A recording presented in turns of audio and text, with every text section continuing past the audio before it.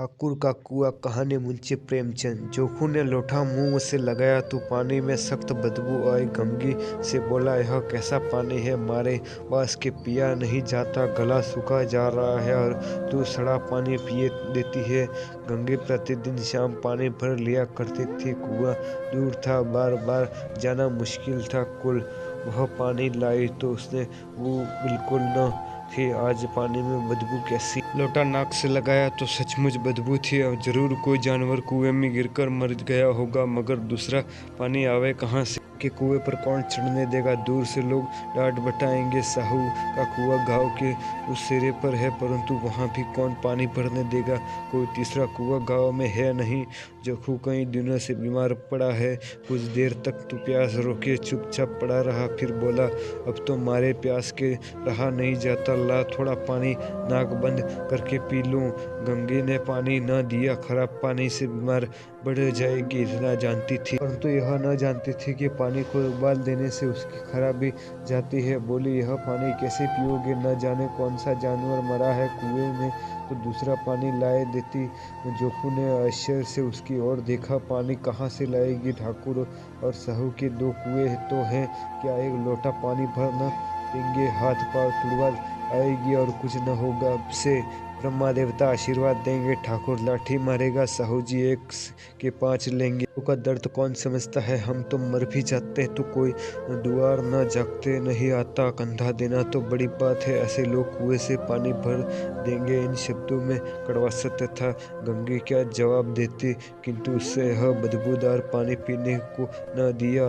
रात के 9 बजे थे। थके मंदी मजदूर थे, सो चुके थे। ठाकुर के दरवाजे पर 10-5 बेफिर जमा थे। मैदानी बहादुर का तो अब न जमाना रहा न मौका। कानूनी बहादुरी की बातें हो रही थी कि कितनी होशियारी से ठाकुर ने थानेदार को एक खास मुकदमे में रिश्वत दी और साफ निकल गए। कितनी अक्लमंदी से एक मार्को के मुकदमे की नकल ले आए और नाजिर मोहतिम सभी कहते थे नकल नहीं मिल सकती।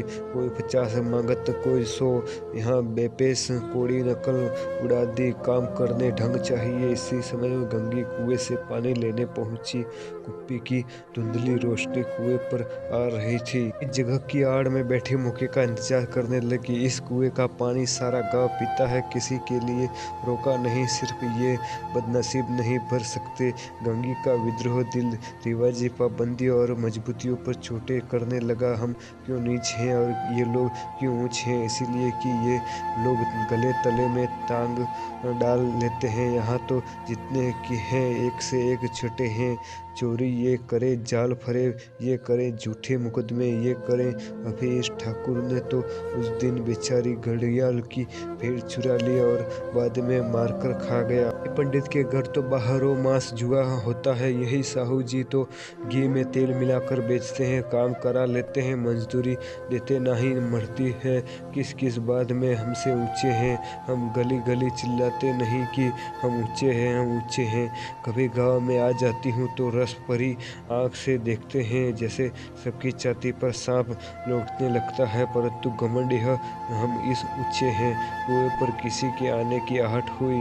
गंगी की छाती धक धक करने लगी। कहीं देख ले तो गजब हो जाए, एक लात भी नीचे न पड़े। उसने घड़ा और रस्सी उठा ली और झुककर चलती हुई एक वृक्ष के अंधेरे में साये में जा खड़ी हुई। अब इन लोगों को दया आती है किसी पर। बेचारे महंगू को इतना मारा कि महीनों लहू सूखता रहा, इसीलिए तो इसने बेकार न दिया और इन सब ये लोग ऊंचे बनते हैं।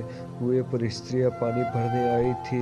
इन सब ने बात हो रही थी कि खाना खाने चले और हुक्म हुआ कि ताज़ा पानी भर आओ, घड़े के लिए पैसे नहीं है। हम लोगों को आराम से बैठे देखकर जैसे मर्दों को जलन होती है। हाँ, यह तो न हुआ कि कलसिया उठाकर भर लाते, बस हुक्म चला दिया कि ताज़ा पानी लाओ, जैसे हम लौंडिया ही तो हैं।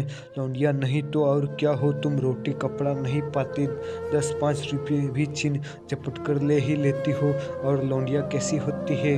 मत ल जाओ दीदी, छीन आराम करने को जी तरसता रह जाता है। इतना काम किसी दूसरे के घर कर देती तो इससे कहीं आराम रहती। गई। ऊपर से है एहसान मानता यहाँ काम करते करते मर जाओ, पर किसी मुंह की सीध नहीं होता। दोनों पानी भरकर चले गए तो गंगी वृक्ष की छाया से निकली और कुएं की जगत के पास आई। बेफिक्र चले गए थे।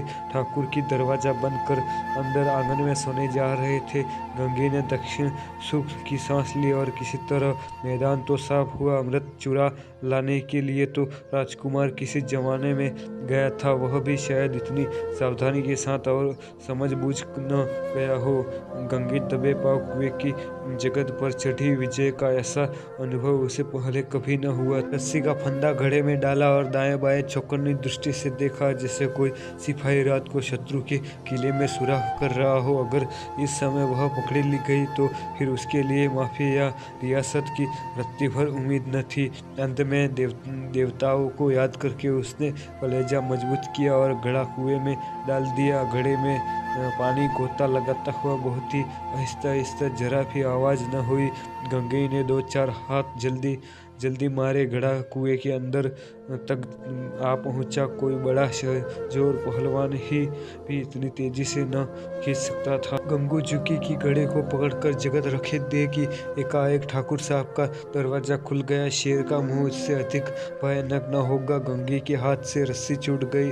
रस्सी के साथ घड़ा तमाम से पानी में गिरा और कई क्षण तक पानी में हिलकोल की आवाजें सुनाई देती रही। ठाकुर कौन है पुकारते हुए कुएं की तरफ आ रहे थे और गंगे जगत से कुदरत कर भाग जा रही थी। घर पहुंचते देखा कि जोखू लूटा हुआ मुंह से लगाए हुए मेला गंदा पानी पी रहा है।